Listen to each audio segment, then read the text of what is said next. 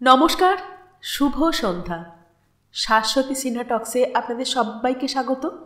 আপনারা শুনছেন তারাশঙ্কর বন্দ্যোপাধ্যায়ের কীর্তিহাটির কর্চা, তৃতীয় খণ্ড। শুরু করি। গোপাল সিংয়ের ধ্বংস পর্ব আচার্য দেওয়ান এটার নাম দিয়েছিলেন গোপাল মেধ যজ্ঞ। শেষ হতে বেশি দিন লাগেনি, মাস তিনেকের মধ্যে শেষ হয়ে গেল। গোপাল সিংয়ের ফাঁসি হবার কথা, কারণ গোপালের ছেলে ওই রাত্রেই মারা গিয়েছিল। থানায় তার খবর এবং এজাহার দিয়ে এসেছিল কুতুবপুর কাছারির নায়েব। গোপাল তখন পালিয়েছে, কিন্তু বিচিত্র কথা কি জানো? গোপালকে ফাঁসির হাত থেকে বাঁচালেন ভবানী দেবীর অনুরোধে বীরেশ্বর রায়। পরের দিন ভোর রাত্রে ভবানী দেবী উঠে স্নান সেরে মন্দিরে এসেছেন। মঙ্গল আরতি হচ্ছে মায়ের। তাঁর সামনে হাত জোড় করে হাঁটু গেড়ে বসল আপাদ মস্তক চাদর ঢাকা একটি মেয়ে, গোপাল সিংয়ের কনিষ্ঠা পত্নী। তার দুটি শিশু পুত্রকে নিয়ে এসেছে রায়বাড়ির সতী বৌরানীর কাছে। রানীমাই, ভিক্ষা। ভোরবেলা তখন আবছা অন্ধকার রয়েছে। নাট মন্দিরে একটা 25 বাতি শেয়ামলের ঝোলানো কেরোসিনের চিমনি জ্বলছে। গোটা নাট মন্দিরে অল্প কিছু লোক। সারা রাত্রি প্রায় উৎসব চলেছে। রাত্রি 3টে নাগাদ উৎসবের বাতি নিভেছে। গ্রামান্তরের লোকেদের কাছে পিঠের লোকের বাড়ি, দূরান্তরের লোকেরা এখানে ওখানে রায়বাড়ির চারিপাশে এবং শামিয়ানা খাটানো আসরের উপর শুয়ে আছে।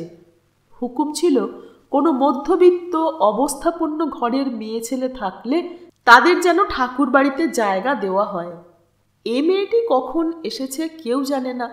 এসে ঠাকুরবাড়ির নাট মন্দিরেই আশ্রয় নিয়েছিল। উৎসব মত্ত রায়বাড়ির কারোরই ঠিক খেয়াল নেই। সতী বৌরানী আরতির পর মন্দির থেকে নামছেন। এরপর যাবেন, গিয়ে পুজোতে বসবেন। নাট মন্দির এবং মন্দিরের মাঝখানে যেখানে হাড়িকাঠ পোঁতা আছে, সেইখানে তিনি নামবা মাত্র এই অবগুণ্ঠনবতী এসে নত জানু হয়ে হাত জোড় করে বসল। ভবানী দেবীর পিছনে ছিল অঞ্জনা এবং তার দাসী দামিনী। বাকি রায়বাড়ির অধিবাসিনী কুটুম্বিনীরা সব তখন ঘুমিয়ে আছে। দারোয়ান চাপরাশিরা ঢুলছে। পুরুষদের মধ্যে ন্যায়রত্ন এবং পরিচারক ছাড়া আর কেউ নেই। এই আবছা অন্ধকারে ছায়ামূর্তির মতো অবগুণ্ঠনাবৃতা মেয়েটিকে এমনভাবে হাঁটু গেড়ে বসতে দেখে প্রথমটা ভবানী দেবী ভেবেছিলেন সে দেবীকে প্রণাম করছে। তিনি সরে দাঁড়ালেন সম্মুখ ছেড়ে, কিন্তু মেয়েটা বললে, রানীমাই, ভিক্ষা। অস্ফুট প্রায় স্বর, কিন্তু তার মধ্যেও কাতরতার অন্ত ছিল না। বুক ফাটা দীর্ঘ নিঃশ্বাসের সঙ্গে যেন বেরিয়ে এলো। চমকে গিয়ে পিছিয়ে এলেন ভবানী দেবী। এই শেষ রাত্রে এমন অকস্মাৎ সামনে নতজানু হয়ে বসে দীর্ঘ নিঃশ্বাসের সঙ্গে কে তার কাছে ভিক্ষা চাচ্ছে? একলা তিনি চমকে ওঠেননি, অঞ্জনা এবং দাসীটিও চমকে উঠেছিল। ন্যায়রত্ন মন্দিরের ভিতর থেকে বাইরে এসে সদ্য পা দিয়েছেন, তিনিও চমকে উঠে বলেছিলেন, কে? পরিচারক তাড়াতাড়ি নেমে এসে বলেছিল, কে গো, কে কে তুমি? ভবানী দেবী তখন নিজেকে সামলেছেন। তিনি পরিচারককে বলেছিলেন, তুমি সরে যাও, দেখছো না মেয়েটি ঘোমটা দিয়ে রয়েছে, আমার সঙ্গে কথা বলছে, তুমি সরো। ভবানী দেবী মেয়েটির জোর করা হাত দুখানির রং এবং তার হাতের রূপোর মোটা কাঁকনির দিকে তাকিয়ে বুঝতে পেরেছিলেন সে ভালো ঘরের মেয়ে এবং ঠিক এদেশের নয়। ভিক্ষা কথাটা তার কানে ঠিক সুরটি তুলেছিল। পরিচারক সরে গেলে তিনি তাকে প্রশ্ন করেছিলেন, তুমি কে বাছা? আমি ভিক্ষা মাংতে এসেছি রানীমাই। বলো, কি ভিক্ষা চাও? আমার বাচ্চাদের বাপের জান, আমার সিঁথির সিঁদুর দুনিয়ায় কেউ রাখতে পারবে না বলছে লোকেরা, কিন্তু আমি জানে রানীমাই, আপনি পারেন। আমি শুনিয়েছি আপনি আপনার স্বামীকে বাঁচাইয়েছেন। কালীমাই আপনার বাত শুনেন। অঞ্জনা এতক্ষণ অবাক হয়ে শুনছিল। সে বললে, তোমার স্বামীর কি হয়েছে বলো, কোথায় বাড়ি বলো, কি নাম? ভবানী দেবী বলেছিলেন, থাক, তুমি আমার সঙ্গে ভিতরে এসো। তিনি তাকে অন্দরে নিচের তলায় নিয়ে গিয়ে একটা ঘরে বসিয়ে বলেছিলেন, কোথা থেকে এসেছো মা? বীরপুর থেকে? ঘোমটা শুদ্ধ মাথাটা নড়ে উঠেছিল। হ্যাঁ। বুঝেছি, তা তোমার ভিক্ষা ভিক্ষা শুনেই বুঝেছি। তার উপর তোমার হাতের রং, মোটা কাঁকনি। কতক্ষণ এসেছো? রাত পহেলা প্রহরে বয়েল গাড়ি জুড়ে সঙ্গে আদমি নিয়ে বেরিয়েছি মাই। শেষ রাতে এসে পৌঁছলাম। গোপাল সিংয়ের ছেলে কেমন আছে? মরে গেছে মাই। তার মা কি তুমি? না। এর ভঙ্গিতে মাথাটা নড়ে উঠল। না। তারপর বললে, ও বড়কি আছে। সে সে কি করছে? উকেও জখম করেছে মাই। তার উপর। ফুপিয়ে কেঁদে উঠল মেয়েটি। একটু স্তব্ধ থেকে ভবানী দেবী জিজ্ঞাসা করলেন, গোপাল সিং? সে যে কোথায় ভেগেছে মাইজি সেই জানে। কাল পুলিশ এসেছিল মাইজি, ইজাহার নিয়ে গেল। বড়ি বেটার লাশ भी আটকে রেখেছে। আজ সুবায় নিয়ে যাবে। লোকে বলছে উসকা ফাঁসি হয়ে যাবে মাই, আপনি বাঁচান। ভবানী দেবী একটা দীর্ঘ নিঃশ্বাস ফেলে বলেছিলেন, আমি কি করে বাঁচাবো মা? রায়বাড়ি তো কিছু করেনি। যা করেছে তার ফল ফলে গেছে। গোপাল সিং রায়বাড়ির পাইক বরকন্দাজ খুন করলে তো আমি চাপা দিতে বলতাম, কিন্তু গোপাল রাগের বশে নিজের ছেলেকে। ওহ! গোপালের স্ত্রী বলেছিল, মাইজি, আজ সারা গাঁয়ের লোক তার উপর খাপ্পা হয়ে গিয়েছে। তাকে পেলে হয়তো ছিঁড়ে ফেলবে, আরও খুন খারাপি হবে। তাকে ধরিয়ে দেবার জন্যে লোকে তাকে খুঁজছে। তুমি বাঁচাতে পারো, বাঁচাও তুমি। মাই, আমার বাল বাচ্চারা ছোট। হাউ হাউ করে কেঁদে উঠল সে। কিন্তু আমি কি করব বলো? তা আমি জানি না মাই, তবে তুমি পারো। তোমার পতিকে তুমি সাবিত্রীর মতো বাঁচিয়েছ। মা কালীর সঙ্গে তোমার বাতচিত হয়, এ আমাকে সবাই বলেছে। কি বলেছে? একটু চুপ করে থেকে সে বললে, মাইজি, সবাই বলছে কালী মায়ের রোষে সিংয়ের এই হাল হয়েছে। তোমার মতো সতীকে সে কটু কথা বলেছিল, তারই সাজা দিয়েছে মা। তুমি খুশি হলেই, মাপ করলেই সে বাঁচবে। ভবানী বলেছিলেন, মা, আমি কোনো দিন তাকে সাপান্ত করিনি। তবু তুমি বলছো। আমি অন্তর খোলসা করে বলছি, মা, গোপালকে বাঁচাও মা, গোপালকে বাঁচাও, গোপালকে বাঁচাও মা, গোপালকে বাঁচাও। আর একটু চুপ করে থেকে ভেবে বলেছিলেন, আমি জিজ্ঞাসা করছি তোমাদের হুজুরকে, গোপালকে বাঁচাবার কোনো পথ আছে কিনা, তারা কিছু পারেন কিনা। যদি থাকে তবে নিশ্চিন্ত হও, তা আমি করব। গোপালের স্ত্রী মেঝের উপর হাত রেখে বসেছিল। সে হাতখানা মেঝের ধুলোতেই বুলিয়ে নিয়ে নিজের কপালে ঠেকিয়েছিল। ভবানী দেবী বলেছিলেন, কিন্তু তুমি তো কাল থেকে কিছু খাওনি মা। কপালে হাত দিয়ে ক্লান্ত স্বরে বউটি বলেছিল, থোড়া পানি পিয়েছি মাই। আর কিছু কি খাওয়া যায়? যায় না, কিন্তু তবু খেতে হয় মা। কিছু খাও তুমি। তারপর নিজের ঝি দামিনীর দিকে তাকিয়ে বলেছিলেন, দামিনী, তোর উপর এর ভার রইল, কিছু খাওয়া ওকে। আর এ বাড়ির কাউকে পরিচয় দিস নে যে গোপাল সিংয়ের স্ত্রী। মানুষ শত্রু হলে বড় নিষ্ঠুর। তার উপর একটু ম্লান হেসে বলেছিলেন, বড় লোক হলে তখন আর তার শেষ থাকে না। তারপর অঞ্জনাকে নিয়ে ওপরে চলে এসেছিলেন। পুজোর ঘরে ঢুকবার আগে চাকর মহিন্দরকে ডেকে বলেছিলেন, বাবু উঠলেই আমাকে ইশারায় জানিও। দেওয়ানজি কাছারিতে এলেই তাকে খবর দিও, কোনো কাজ যেন আমার সঙ্গে দেখা না করে না করেন। রত্ন হয়তো উঠে থাকবে, তাকে বলো আমার আশীর্বাদ না নিয়ে যেন বাইরে না বের হয়, কোনো হুকুম না দেয়। সে যেন কলকাতার জ্যাঠামশাই আর তার ভাইরা ভাইয়ের দেখাশোনা করে। অঞ্জনা, তোমার উপর ভার রইল জগদ্ধাত্রী দিদির আর ওর বোনের। গতরাত্রে এরই মধ্যে বীরেশ্বরবাবুর খুড়তুতো দাদা দেবপ্রসাদ এসেছেন, জগদ্ধাত্রী বউ এসেছেন, সঙ্গে এসেছেন সস্ত্রীক সপুত্রকন্যা তাঁর ভাইরা ভাই, মেদিনীপুর সদরের এসডিও রাধারমণবাবু, তারা ওদিকের মহলের দোতলায় আছেন। লোকজন, চাকর, দাসী সবই সেখানে মোতায়েন আছে। তবুও নিজেরা দেখাশোনা না করলে আতিথ্যের ত্রুটি হবে। বীরেশ্বর, রত্নেশ্বর, দেওয়ানাচার্য কারুর সাহায্যেরই কিন্তু ভবানীর প্রয়োজন হয়নি। কার্যোদ্ধার তিনি নিজেই করেছিলেন। স্বামী পুত্র কাউকে একটি কথাও বলতে দেননি। তিনি পুজোর আসনে বসে অন্তরের সঙ্গে ডেকে দেবতাকে বলেছিলেন, গোপালকে তুমি রক্ষা করো মা, ওই মেয়েটির কাছে আমার মুখ রক্ষা করো। তার চোখ থেকে জল গড়িয়ে পড়েছিল।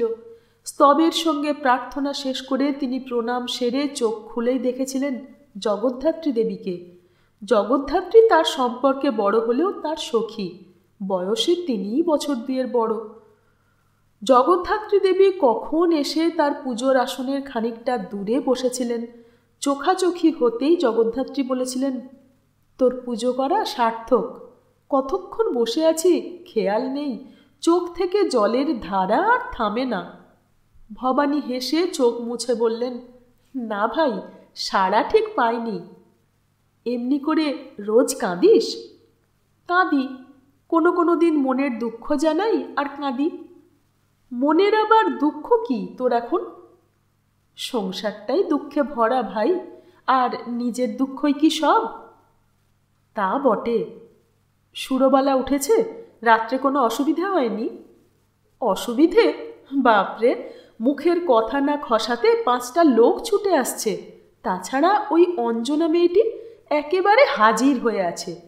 সুরো উঠেছে, সে মেয়েকে নিয়ে এসেছিল, তোর ধ্যান দেখে চলে গেল, আমাকে রেখে গেল। ব্যস্ত হয়ে উঠলেন ভবানী দেবী, বললেন, আমি যাচ্ছি। পুজোর কাপড় ছেড়ে পুজোর হাত রত্নেশ্বরের মাথায় দিয়ে ওর গায়ে বুলিয়ে দিয়ে যাচ্ছি আমি। না, তোর সঙ্গে কথা এখানেই বলবে সুরবালা। তুই পূজার আসনে বসে থাকবি, ও বলবে। কেন, কি ব্যাপার? দোহাই তোর, আমি ভাই সিদ্ধতীর্থ নই। কি ফ্যাসাদ মা! তারপরই একটা কথা মনে করে এক নিঃশ্বাসেই বললেন, তাছাড়া ওর কর্তা তো শুনেছি সাহেবী মেজাজের মানুষ, বাড়িতে সাহেবী কেতা। সুরবালাও তো মেম সাহেব হয়ে উঠেছিল শুনেছি। ওদের এসব বাতিক কেন? হেসে জগদ্ধাত্রী বললেন, সেসব উল্টে গেছে। এখন মাদুলি কবচ পরে। মাঝখানে রাধারমণের ঝগড়া লেগেছিল ম্যাজিস্ট্রেটের সঙ্গে, দারুণ ঝগড়া, চাকরি যায়। হঠাৎ কার পরামর্শে এক তান্ত্রিক সন্ন্যাসীকে দিয়ে যাগযজ্ঞী করিয়ে খুব ফল হয়েছে। সাহেবটা ঘোড়া থেকে পড়ে খোঁড়া হয়ে বিলেত চলে গেল। রাধারমণের চাকরি যাওয়া দূরের কথা, উন্নতি হলো। বাঁকড়ো ছোট জেলা, সেখান থেকে মেদিনীপুরে এসডিও হয়ে এলো। লালমুখের পোস্ট এটা, বাঙালিকে দেয় না, তা ওকেই দিলে। এখন ভক্তি টক্তি খুব। তার ওপর মেয়ে বড় হয়েছে, 13 পার হতে চলেছে। সাহেবী মেজাজ নামের জন্যে ভালো বড় ঘরে বিয়ে হচ্ছে না। মুখ টিপে হাসলেন জগদ্ধাত্রী, বললেন, তা না হলে নিজে যেচে চিঠি লিখে আমাদের সঙ্গে করে তোর বাড়ি এসেছে? ভবানী স্থির দৃষ্টিতে তাকিয়ে রইলেন। আভাস তিনি পেয়েছেন। মেয়ের বিয়ে? প্রশ্নটা করবার আগেই জগদ্ধাত্রী দেবী মৃদুস্বরে বললেন, ওই এসেছে ওরা। অঞ্জনার সঙ্গে বাড়ি ঘুরে ছাদে উঠে গ্রামটা দেখে এলো। জানবাজারের বাড়ি দেখেছে একদিন। তারপরই উচ্চকণ্ঠে বললেন, আয় শুরু আয়, আমি বসিয়ে রেখেছি। ভবানী দেবী ঘাড় ফিরিয়ে তাকালেন এবং দেখলেন বারান্দায় দরজার ঠিক মুখেই অঞ্জনা এবং তার পিছনে সুরবালা ও তার বড় মেয়ে স্বর্ণলতা ঘরে ঢুকছে। হেসে ভবানী বললেন, আসুন। অঞ্জনা তাড়াতাড়ি একখানা গালিচা এনে বললে, মামিমা, আপনি মেঝেতে বসেছেন, উঠুন উঠুন, গালিচাখানা পেতে দিই। সুরবালা সরাসরি বললেন, আমার স্বর্ণকে এনেছি আপনার কাছে। ওকে এই আপনার পুজোর আসনের সামনে আপনার হাতে দিতে এসেছি। ওকে আপনাকে নিতে হবে। বলুন, পুজোর আসনে বসে বলুন। নিলেন। মেয়েটি সুন্দরী, কিন্তু রূপ যেন একটু উগ্র, রং উগ্র, চোখের দৃষ্টি একটু খটখটে, হয়তো মেজাজ একটু উগ্র হবে। মেয়েটি একটু ডাগরি হয়েছে। তার মনে পড়ল রত্নেশ্বরকে। রত্নেশ্বরও সেদিক থেকে বিয়ের বয়স পার হয় বয়সে পৌঁছেছে। 20 বছরে পা দেবে। রত্নেশ্বরের বিয়ের কথা এতদিন বিমলাকান্ত বলেননি, বীরেশ্বর বলেননি ঠিক এই দিনটির জন্যে। এই দিনটি পার না হলে বিবাহের আসরে হয় অধর্ম করে মিথ্যা বলতে হতো, না হয় রায়বাড়ির গুপ্ত কথা প্রকাশ পেত। বিবাহের সম্প্রদানের আসরে বলতে হবে ভরদ্বাজ অঙ্গিরস বার্হস্পত্য প্রবরস্য পুরারাম দেশবর্মণ প্রপৌত্রং সোমেশ্বর দেবশর্মণ পৌত্রং বীরেশ্বর দেবশর্মণ পুত্রং। কিন্তু তা বলবার উপায় ছিল না। রত্নেশ্বর এতদিন বিমলাকান্তের পুত্র বলে পরিচিত ছিল। সত্য বললে রায়বংশের যে কথা, যে মর্মান্তিক সত্য নবদ্বীপে শ্যামাকান্তের কবরের নিচে চাপা পড়েছে, তা প্রকাশ হয়ে পড়ত। রত্নেশ্বরের সঙ্গে ভালোই মানাবে। সুরবালা বলেছিলেন, মেয়ে আমার অসুন্দর নয় ভাই। তাছাড়া আপনার রত্নেশ্বর শুনেছি ভালো লেখাপড়া করেছে। কাল রাত্রে উনি তো কথাবার্তা বলে প্রশংসায় পঞ্চমুখ। লেখাপড়া খুব ভালোবাসে। আমার মেয়েকেও লেখাপড়া শিখিয়েছি। বাংলা তো ভালোই জানে, ঈশ্বরগুপ্তের কবিতা মুখস্থ। ইংরেজিও বেশ ভালো জানে, উনি শিখিয়েছেন। ফার্স্ট বুক, সেকেন্ড বুক একেবারে মুখস্থ। স্কুলে দেবার জন্য উঠোন দিই, তা আমি দিতে দিইনি। তাহলে আর ব্রাহ্ম না হয়ে উপায় থাকতো না। ভবানী ভাবছিলেন, মনের মধ্যে রত্নেশ্বর, তারপর বীরেশ্বর, তারপর মনে হলো রাধারমণবাবু এসটিও। তারপরেই চকিতে মনে পড়ে গেল অবগুণ্ঠনাবৃতা একটি মেয়ে।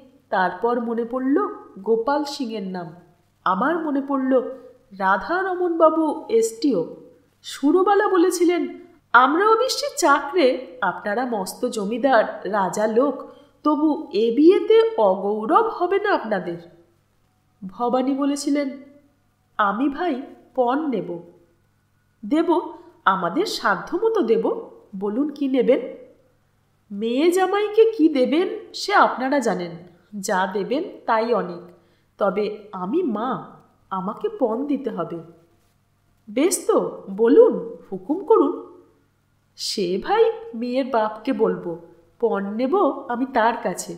সুরেশ্বর বললে, ভবানী দেবী তাঁর ভাবী বৈবাহিকের কাছে পণ নিয়েছিলেন গোপাল সিংয়ের মামলা থেকে মুক্তি।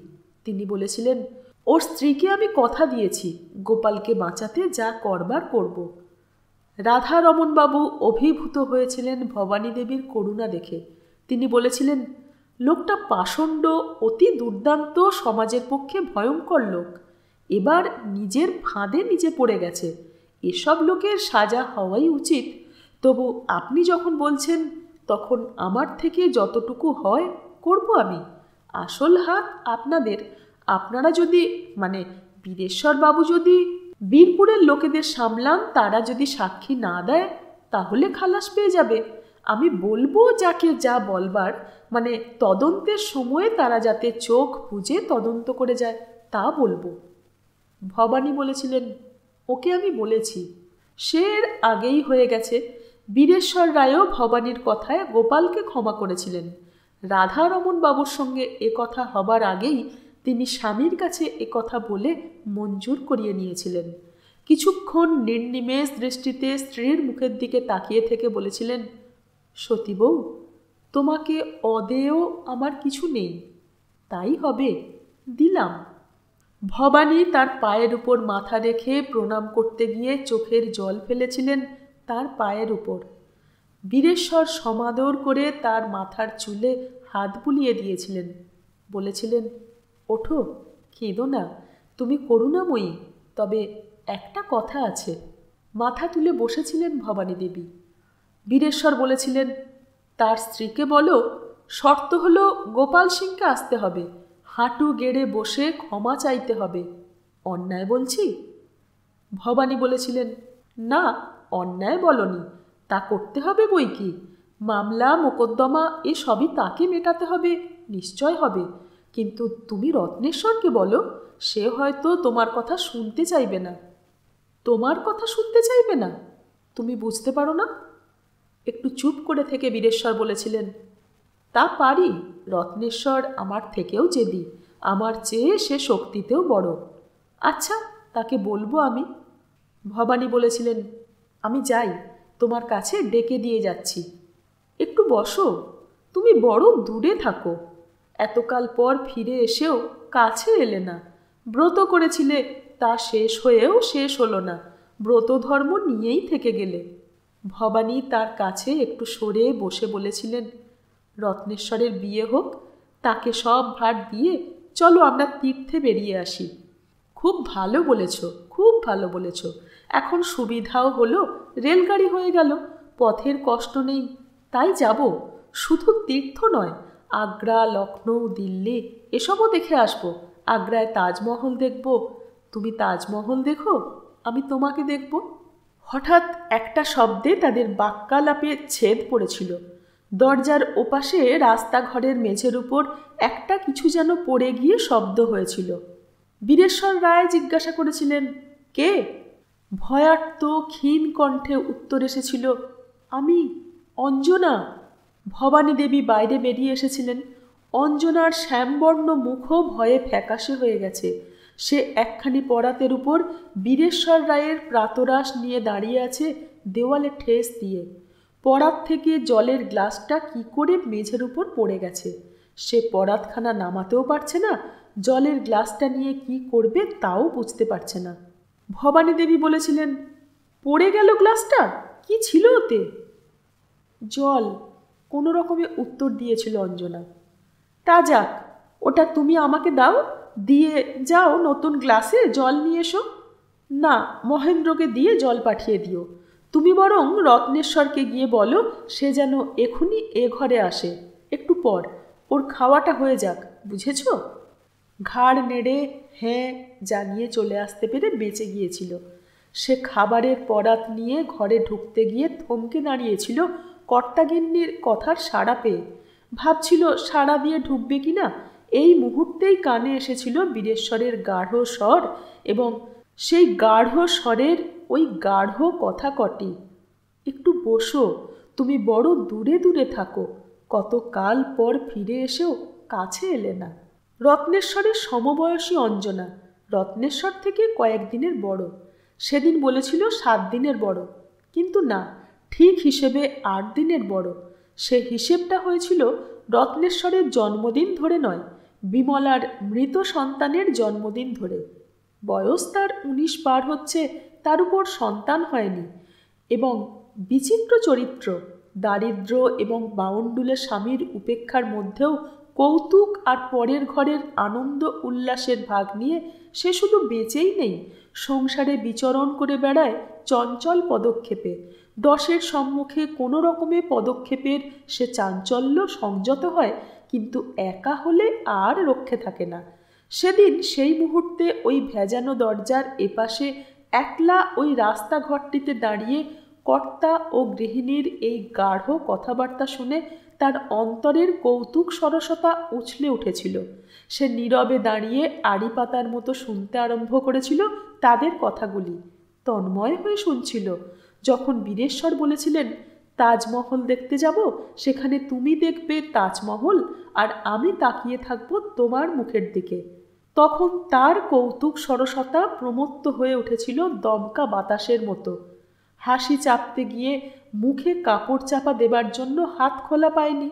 ঘাড় ফিরিয়ে কাঁধের কাপড়ে মুখ গুজতে গিয়ে নড়ে উঠেছিল হাতে ধরা পরাতখানা, এবং গ্লাসটা পড়ে গিয়েছিল সশব্দে মেঝের উপর। লজ্জার এবং ভয়ের আর অন্ত ছিল না। বড়লোকের বাড়িতে আগন্তুক দরিদ্র আত্মীয়দের অবস্থা বড় নিদারুণ, চাকরদের চেয়েও মর্মান্তিক। তার উপর সদ্য একদিন আগে তার উপর সন্তুষ্ট হয়ে ভবানী দেবী তাকে নিজের কাছে রেখেছেন, তার সব ভার নিয়েছেন, বাউন্ডুলে স্বামীকেও চাকরি দেবেন বলেছেন।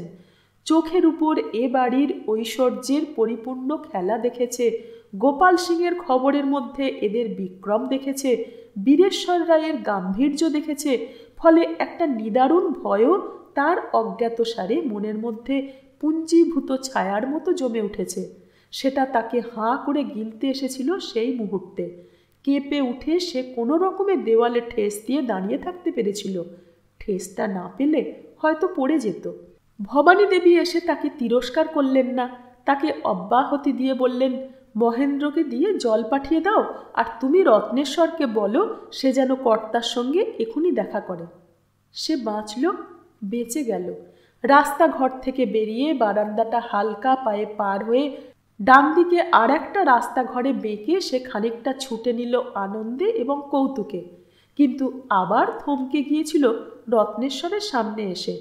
রত্নেশ্বরকেও তার ভয় হয়ে গেছে ওই বীরেশ্বর রায়ের মতোই।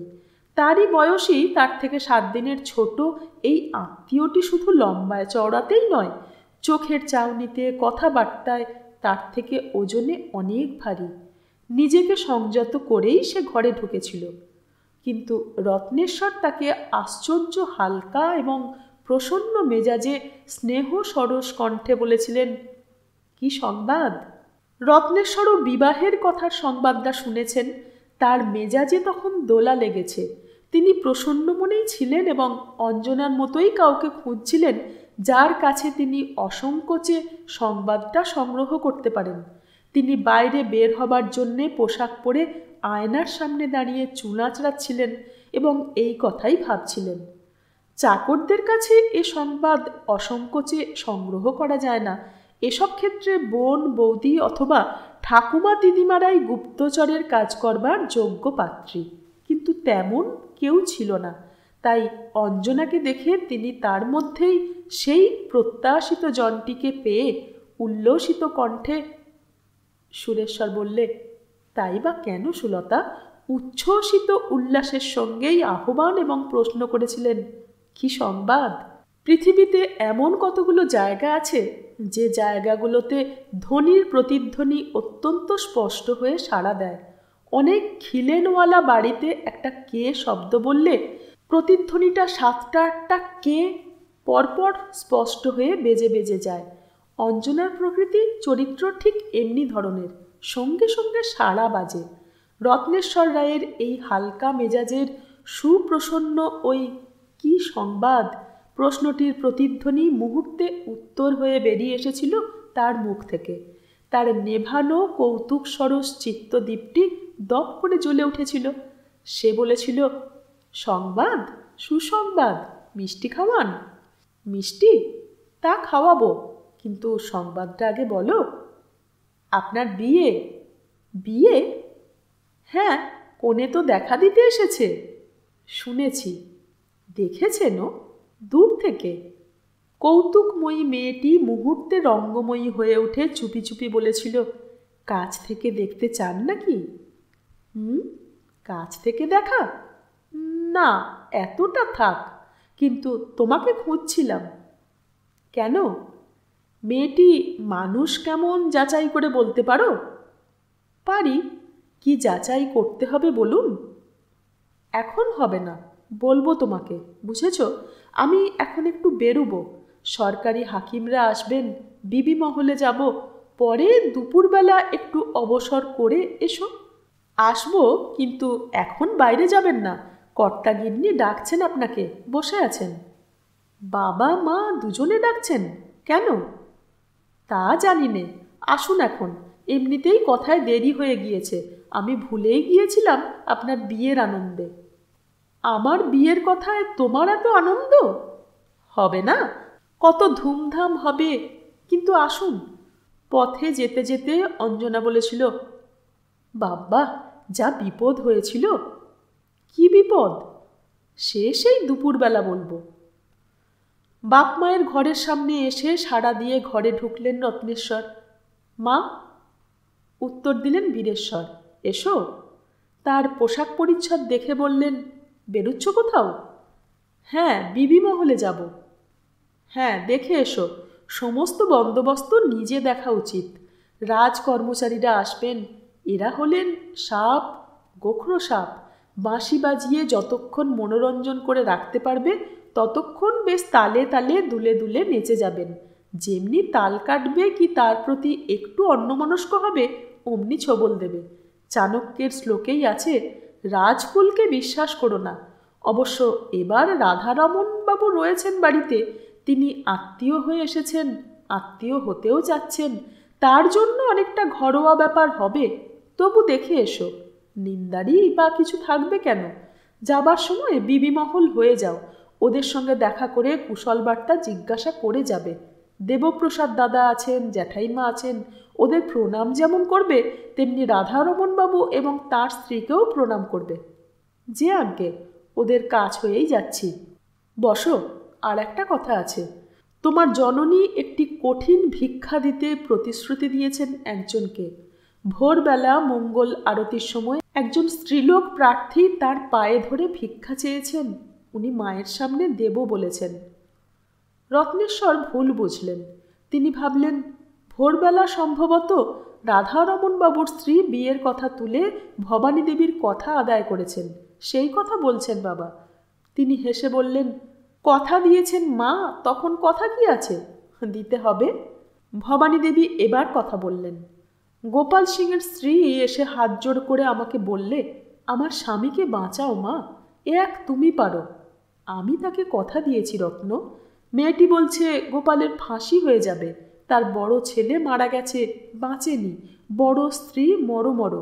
গাঁয়ের লোক ক্ষেপে গিয়েছে গোপালের উপর, পুলিশ এসেছে, তাকে খুঁজছে, সে ফেরার। বীরেশ্বর রায় বললেন, আমাকে উনি বলতেই আমিও তুমি যা বললে তাই বলেছি, তবে শর্ত রেখেছি, গোপালকে এসে ক্ষমা চাইতে হবে প্রকাশ্য কাছারিতে। মণ্ডলান দাবি নিজে থেকে নাকচ করতে হবে। তাছাড়া যেখানে যা জবরদখল করে রেখেছে সব ছাড়তে হবে। মুখ নিচু করে রত্নেশ্বর শুনে যাচ্ছিলেন কথাগুলি। ক্ষণে ক্ষণে তার কপাল কুঁচকে উঠছিল। গোপাল সিংকে ক্ষমা করার কথা তিনি ভাবতে পারেন না। রাগ হচ্ছিল তার মায়ের ওপর। ক্ষমা করবেন তিনি গোপালকে? গোপাল তার সম্পর্কে যা বলেছিল তা তো তিনি না জানা নন। গোপাল তাকে ঘর বন্ধ করে আগুন দিয়ে পুড়িয়ে মারতে চেয়েছিল, তাকে বাঁচাতে হবে। এ কি সত্যযুগ, না ত্রেতা যুগ, না দাপর যুগ? শিবি রাজা আশ্রিত পায়রাকে বাঁচাবার জন্য নিজের গায়ের মাংস কেটে দিয়েছিলেন বাজ পাখিকে। জিমুত বাহন নাগকে রক্ষা করতে গরুড়ের আহার হতে গিয়েছিলেন। বশিষ্ঠ ক্ষমা করেছিলেন পুত্রঘাতী বিশ্বামিত্রকে। এটা কলিযুগ। ভবানী ছেলেকে নীরব দেখে বলেছিলেন, কি তুই চুপ করে রইলি যে? কি বলবো? তুমি কথা দিয়েছ, বাবা তাই মেনে নিয়েছেন, এর ওপর আমি আর কি বলবো? তবে কি? তবে এতে আমাদের করবার কি আছে? আমরা বাঁচাবো বললেই তো বাঁচানো যাবে না। এ তো এখন কোর্টের হাতে, এ তো খুনের মামলা দাঁড়াবে, বাদী তো আমরা নই। বীরেশ্বর বলেছিলেন, তা নই, কিন্তু কেসের সাক্ষীর মালিক আমরা। বীরপুরের সাক্ষী বীরপুরের প্রজারা, আমরা যা বলাবো তাই তারা বলবে। তাছাড়া সরকারি মহলকেও আমরা একটু আধটু বলে কয়েও দিতে পারবো বই কি। ব্যাপারটা তোমাকে নিয়েই জটিল হয়েছে বেশি। তোমাকে সে পুড়িয়ে মারতে চেয়েছিল। যদি তাই হতো তাহলে কি গোপালকে বাঁচাবার কথা বলতে পারতেন? মা এ কথা দিতে পারতেন? না, তা পারতাম না। কিন্তু তা যখন হয়নি রত্ন, তখন ক্রোধ তোমার সম্বরণ করাই উচিত। ভবানী বলে উঠলেন, ওরে, তোর বাপের এতে কল্যাণই হবে, বুঝলি? দুহাত তুলে আশীর্বাদ করবে। বলতো কি কাণ্ড হলো! লোকটা নিজের ছেলেকে খুন করে বসলো তোদের ওপর রাগে। তাছাড়া রত্ন, তুই ফিরে এলি আপনার অধিকারে, তোর বিয়ে দেব, তুই সংসারী হয়ে জীবন আরম্ভ করবি। আজ দয়া ধর্ম করে আশীর্বাদ কুড়িয়ে নে বাবা, লোকে ধন্য ধন্য করুক। বীরেশ্বর বললেন, আরও একটা কথা আছে রত্ন, আজ গোপালকে রক্ষা করলে লোকে বলবে এরা শুধু মারতেই পারে না, ইচ্ছে করলে এরা বাঁচাতেও পারে। সুরেশ্বর বললে, রত্নেশ্বর ডায়েরিতে লিখেছেন, শেষ কথা দুইটাতে আমার ক্ষোভ অপসারিত হইল। নতুন সংসার জীবনে প্রবেশ করিব, এই সময় গোপাল সিংয়ের ওই অল্প বয়সী স্ত্রীটির এবং তাহার বালক পুত্র দুইটির অশ্রুজলে অবশ্যই আমার কল্যাণ হইবে না। ইহা অপেক্ষাও মূল্যবান কথা বলিয়াছেন পিতৃদেব। তাহার বিবেচনা, বুদ্ধি এবং বিচার বোধ যতই দেখিতেছি ততই বিস্মিত হইতেছি। সত্যই তো, লোকে বলিবে রায়বাবুরা ইচ্ছা করিলে শুধু মারিতেই পারেন না, ইচ্ছা করিলে বাঁচাইতেও পারেন। বুঝিতে পারিয়া বলিলাম, ঠিক বলিয়াছেন। আমার আর কোনো ক্ষোভ রহিল না। গোপালকে রক্ষা করাই এক্ষেত্রে আমাদের কর্তব্য। রত্নেশ্বর এবার উঠবার জন্য উদ্যত হয়েছিলেন। ভবানী বলেছিলেন, আরেকটু বস, গোপালের স্ত্রীকে ডাকি, তাকে তোরা বাপ বেটা একটু আশ্বাস দে, আর কথাগুলো বল। গোপালের স্ত্রী এসে প্রায় হাউমাউ করে কেঁদেছিল। সে কান্নায় রত্নেশ্বর স্থির থাকতে পারেননি, কিন্তু বীরেশ্বর রায় অবিচলিত ছিলেন। রত্নেশ্বরের চোখে জল এসেছিল। তিনি তা গোপন করতেই জানালার ধারে গিয়ে দাঁড়িয়েছিলেন। বীরেশ্বর রায় স্থির হয়ে বসে গড়গড়ার নল টেনেই গিয়েছিলেন। গোপালের স্ত্রীকে তার কান্নার বেগ কমে এলে বলেছিলেন, শোনো বাছা, কতকগুলো কথা আমি বলিনি, স্থির হয়ে শোনো। একে একে শর্তগুলো বলে গিয়েছিল বীরেশ্বর রায়। মণ্ডলান তাকে ছেড়ে দিতে হবে, বীরপুরের সমস্ত জবরদখল সম্পত্তি ছাড়তে হবে, কীর্তিহাটের কাছারিতে এসে কসুর স্বীকার করে মাপ চাইতে হবে। এবার বলো, তুমি গোপাল সিংকে রাজি করাতে পারবে? দীর্ঘ ঘোমটা টানা ছত্রীর মেয়ে ঘাড় নেড়ে জানিয়েছিল, হ্যাঁ। তারপর উঠে দাঁড়িয়েছিল। ঘর থেকে বেরিয়ে এসে রাস্তা ঘরে পেয়েছিল অঞ্জনাকে। তাকে বলেছিল, রানী মাইজিকে একবার ডেকে দাও। ভবানী দেবী উঠে এসেছিলেন। সে ভবানী দেবীকে বলেছিল, সে রাজি না হলে আমি আর আসবো না, রাজি হলে আমি নিজে তাকে নিয়ে আসব। এতে মত দেননি শুধু দেওয়ান গিরীন্দ্র আচার্য, তিনি সব শুনে বলেছিলেন, এ কি করছেন বাবা বীরেশ্বর? বীরেশ্বর রায় চুপ করেছিলেন, উত্তর দিতে পারেননি। ভবানী দেবী বলেছিলেন, মায়ের সামনে আমি কথা দিয়েছি দেওয়ান কাকা। আলোচনাটা হয়তো আরও কিছুক্ষণ চলত, কিন্তু মহিন্দার চাকর খবর নিয়ে এসেছিল দেবপ্রসাদ বাবু, রাধারমন বাবু হাকিম সাহেবকে নিয়ে বাবুর কাছে আসছেন। দেওয়ান আচার্য একটি কথা বলে বেরিয়ে গিয়েছিলেন, তাহলে আমি যাই? ওরা আসছেন, ওদিকে অনেক কাজ। আপনারা হুকুম করছেন, আপনারা মালিক, আপনারা যা বলছেন তাই হবে। তবে একটু চুপ করে থেকেছিলেন। তারপর বলেছিলেন, সাপের মাজা ভেঙে ছেড়ে দিলে কিছুদিন পর আবার ভাঙা মাজা জোর খায়, তখন সে সাপ হয় কাল সাপ। বলতে বলতেই, কই ভায়া কই বলে দেবপ্রসাদবাবু সাড়া দিয়েছিলেন, এসো দাদা এসো। হ্যাঁ, মহিন্দার বললে তুমি একটু পরে আসছো। তা রাধারমন বললেন সেটা ওকে কষ্ট দেওয়া হবে, ওর হাঁটতে কষ্ট হয়, বাঁ পা এখনও টেনে চলতে হয়, চলুন আমরাই যাই। রাধারমনও এসেছেন, তোমার বৌদি সুরবালা, সুরবালার মেয়ে স্বর্ণ, ছেলে মনীন্দ্র, সকলে এসেছি আমরা। বীরেশ্বর বিছানা থেকে নেমে উঠে দাঁড়ালেন তাদের অভ্যর্থনার জন্য। ভবানী তার লাঠিটা তার হাতে ধরিয়ে দিলেন। আসুন আসুন আসুন। দেওয়ান আচার্য বেরিয়ে চলে গেলেন। রাধারমনবাবু বসেই বললেন, এ তো আপনারা রাজত্ব করে তুলেছেন বীরেশ্বরবাবু। বীরেশ্বর রায় হেসে বললেন, পূর্বপুরুষ করে গেছেন, আমাদের ভাগ্যে আমরা ভোগ করছি। তা করুন, রাজারা, রাজাদের ছেলেরা তাই করে, কিন্তু অনেক কীর্তি করেছেন, ভারী ভালো লাগলো। আপনার রত্নেশ্বরও খুব উপযুক্ত, খুব যোগ্যতা। হি ইজ এ ব্রিলিয়ান্ট বয়, আপনার দেওয়ান আমাকে বলছিলেন। রত্নেশ্বর পাশেই দাঁড়িয়েছিলেন। প্রণামাদি আসবামাত্র হয়ে গেছে। রাধারমনবাবু বললেন, কে একটা দুর্দান্ত দুষ্ট লোক নাকি ভারী উপদ্রব শুরু করেছে, বলছিলেন আপনার দেওয়ান। শুনলাম আপনাদের ওপর রাগে সে নাকি নিজের ঘরে আগুন লাগিয়েছে, বাধা দেওয়ায় তার নিজের ছেলেকে মাথায় মেরেছে এমন করে যে খুন হয়ে গেছে। আমি সব বলবো আপনাদের এসটিওকে, পুলিশকে একটু কড়কে দেব, ওরা সব পারে। এসব লোকের চরম সাজা হওয়া উচিত। আমি শুনে খুশি হলাম, কেন জানেন? আপনারা বেআইনি জবরদস্তি কিছু করেননি, আপনারা আইনের পথেই চলেছেন, গভর্নমেন্টও এইটা চাইছেন।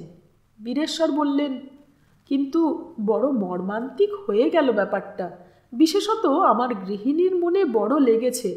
তিনি বলছেন মণ্ডলানটা এইভাবে। বাধা দিয়ে রাধারমনবাবু বললেন, no no no no sir no, আপনারা ঠিক করেছেন, খুব ভালো কাজ করেছেন। জানেন না বোধহয় গভর্নমেন্ট ভূমিসত্ত্ব আইন সংশোধন করেছেন, তাতে প্রজাদের অনেক সুবিধে হবে। বড়লাটের কাউন্সিলে আইনের খসড়া নিয়ে আলোচনা চলছে। রত্নেশ্বর বললেন, মিস্টার কুরি মুভ করছেন, to amend the law relating to the recovery of rent in the presidency of Fort William in Bengal? তুমি খবর রাখো? বাহ, হ্যাঁ, ওটা অনেক দূর এগিয়েছে। মোটামুটি it is meant for improving the position of the ryots of Bengal. দুটো জিনিস নির্ঘাত। একটা হলো the abolition of the zamindars power to compel the attendance of their ryots, আর হাজির করতে বাধ্য করতে পারবেন না জমিদাররা। সেকেন্ড হলো 12 বছর এক নাগাড়ে প্রজা জোত ভোগ করলেই অকুপেন্সি রাইট হয়ে যাবে। 12 বছরের উপর মণ্ডলান সত্ত্বের মণ্ডলকে তালুকদারি যদি দেয় এই 12 বছরের দাবিতে, তাহলে আপনাদের মুশকিল হবে। বীরপুরের কেসে ঠিক করেছেন আপনারা। এরপর মণ্ডলান, আয়মাদারি এসব আর থাকবে না। আপনাদের দেওয়ানের ফোরসাইট আছে, খুব ভালো ব্যবস্থা করেছেন। ওদিকে জগদ্ধাত্রী, সুরবালা, স্বর্ণলতা ভবানী দেবীকে নিয়ে পাশের ঘরে বসেছিলেন, কিন্তু ওদের কান ছিল এ ঘরে।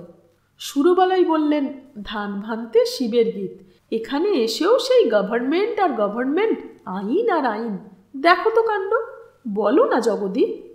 জগদ্ধাত্রী দেবী উঠে এসে দরজায় দাঁড়িয়ে বললেন, অমশাই সাহেব মানুষ, মেম সাহেব যে মেজাজ খারাপ করছেন, বলছেন কুটুম্ব বাড়িতে এসে সাহেবী মেজাজটা ভুলতে পারো না, ধান ভানতে শিবের গীত গাও যে, এলে মেয়ের বিয়ের কথা নিয়ে এসে এসব হচ্ছে কি? রাধারমণবাবু অপ্রতিভ হলেন, বললেন, সে ধরনা হয়েই গেছে দিদি। যখন এসেছি তখন বীরেশ্বর বাবুর মতো রাজা লোক প্রার্থীকে ফেরাবেন কি বলে? রত্নেশ্বর আর দাঁড়ালেন না, বললেন, আমি তাহলে এখন আসি। ওরা সব আসবেন, আমি দেখে আসি ব্যবস্থা সব ঠিকমতো হলো কি না। যাবার সময় ফিরে ও ঘরে স্বর্ণলতার দিকে তাকিয়ে দেখতে চেষ্টা করেও পারলেন না। খুশি কথাটা ঠিক যেন লাগসই হচ্ছে না সুলতা। সুরেশ্বর বললে, রত্নেশ্বর রায় তার ডায়েরিতে যে কথাটা ব্যবহার করেছেন সে কথাটা একালে পড়তে গিয়ে আমারও মনে হয়েছে বড্ড যেন বাড়াবাড়ি করেছেন তরুণ রত্নেশ্বর। তবে ঊনবিংশ শতকের 59 সালে ভাষার ঢংটাই ওই রকমই ছিল। যুগটাই ঈশ্বরগুপ্তের যুগ। এদিকে কালীপ্রসন্ন সিংহ হুতম প্যাঁচার নকশায় যে ভাষা ব্যবহার করেছেন তা রত্নেশ্বর রায়ের মতো চরিত্রের মানুষের পছন্দ না হবারই কথা। তিনি লিখেছেন, অহো, এই জগৎ সংসারে প্রেম কি দুর্লভ আনন্দদায়িনী সামগ্রী, ইহা অনন্ত অপার আনন্দ সুধা রসের অফুরন্ত নির্ঝর ধারা।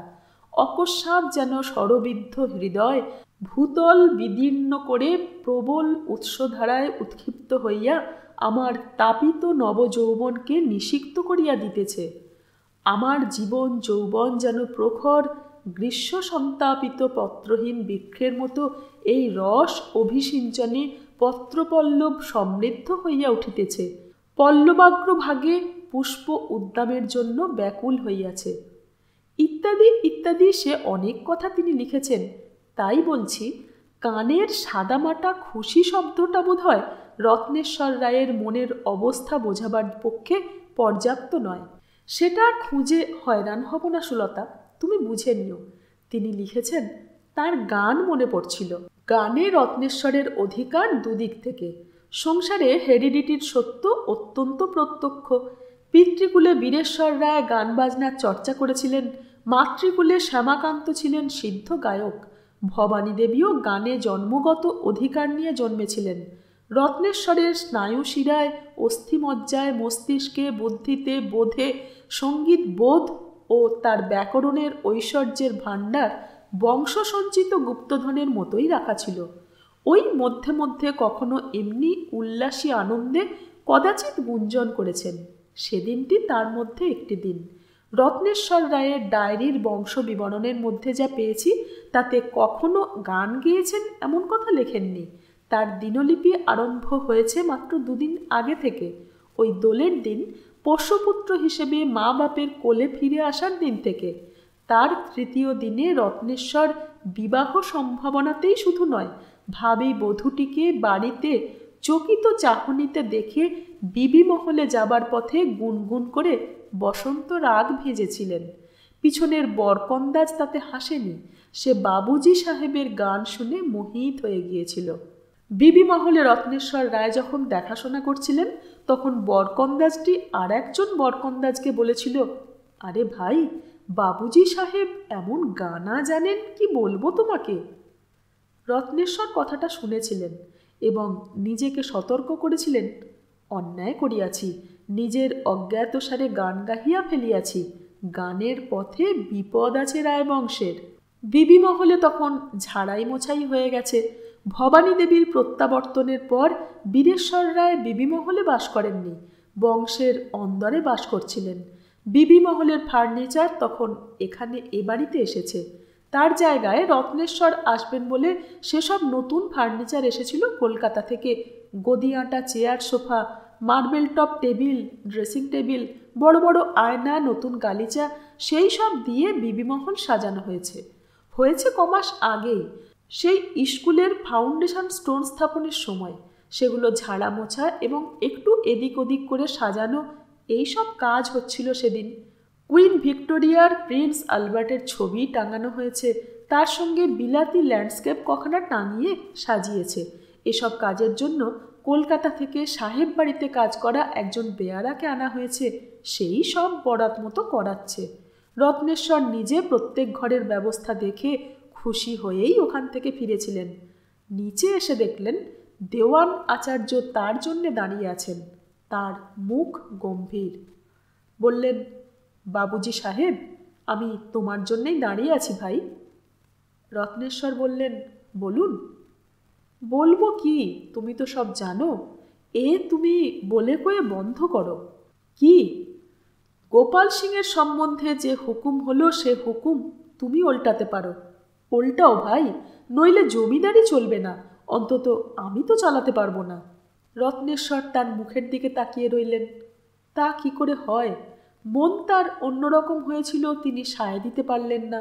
বললেন, তা কি করে হয় বলুন? মা কথা দিয়েছেন, খোদ কর্তা পর্যন্ত গোপাল সিংয়ের স্ত্রীকে ডেকে কথা দিলেন, সে কথা এখন না বলবেন কি করে? আচার্য বললেন, আমি তাহলে বাবুজি সাহেব এই কাজকর্মগুলি চুকে গেলেই কাজ থেকে ছুটি নেব। ছুটি নেবেন? হ্যাঁ, এরপর আমি আর কাজ করতে পারবো না, আমার মুখ থাকবে না। কথায় বলেও আচার্য তৃপ্তি পাননি, কথা শেষ করে ঘাড় নেড়েছিলেন, না। রত্নেশ্বর তার ডায়েরিতে লিখেছেন, মুহূর্তে আমার মন অত্যন্ত ক্ষুব্ধ হইয়া উঠিল। আচার্য দেওয়ান আমাদের কথাও শুনিতে চাইতেছেন না এবং ভাবিতেছেন রায়বাড়ির তিনিই হর্তাকর্তা বিধাতা। তিনি না হইলে রায় এস্টেট চলিবে না, অচল হইয়া পড়িবে। আমি বলিলাম, বেশ, আপনি যাহা বলিতেছেন তাহা পিতৃদেবকে বলিব। কথাটা আর সেই মুহূর্তে বেশি দূর অগ্রসর হতে পারেনি। পালকির বেহারার হাঁক শোনা গিয়েছিল। ব্যস্ত হয়ে একজন নায়েব ছুটে এসে খবর দিয়েছিল, হাকিমরা এসে পড়েছেন। রায়বাড়িতে হাকিমদের সংবর্ধনা সেদিন রায়বাড়ির সৌভাগ্যে কুটুম্বিতার আসরে পরিণত হয়েছিল কিছুক্ষণের মধ্যেই। সদর এসডিও রাধারমণ বাবুর কন্যার বিবাহের সম্বন্ধের আসরে পরিণত হয়েছিল। ধুতি চাদর পরা রাধারমণ বাবু তমলুকের এসডিও গুপ্ত সাহেবকে বলেছিলেন, আজ কিন্তু আমরা রায়বাড়িতে গভর্নমেন্ট অফিসিয়াল নই মিস্টার গুপ্তা, আমরা আজ কন্যাপক্ষ। আপনারা শুনে নিশ্চয় খুশি হবেন যে আমার মেয়ে স্বর্ণলতার সঙ্গে বীরেশ্বর বাবুর পুত্র রত্নেশ্বরের বিয়ের সম্বন্ধ আজ পাকা হয়ে গেল। অল্প বয়সী ইংরেজ ডিএসপি জোন্স এসেছিল শিকারের লোভে। কথাটা শুনে সে উল্লসিত হয়ে বলেছিল, তাহলে তো এ শুভকর্মে আমাদের বরকনের কল্যাণ কামনা করে কিছু পান করা উচিত। এ কথায় রাধারমণবাবু ব্যস্ত হয়ে উঠেছিলেন। রত্নেশ্বর রায় ডায়েরিতে লিখেছেন, সম্ভবত তিনি আমার সম্মুখে মদ্যপান করিতে সংকোচ বোধ করেছিলেন। বীরেশ্বর রায় রত্নেশ্বর রায়কে বলেছিলেন, তুমি তাহলে ওদিকে গিয়ে কাজকর্মগুলি দেখো রত্নেশ্বর। আজ এই পর্যন্ত, ফিরে আসছি পরের অংশ নিয়ে। সঙ্গে থাকবেন, কমেন্ট করে জানাবেন কেমন লাগছে। ধন্যবাদ।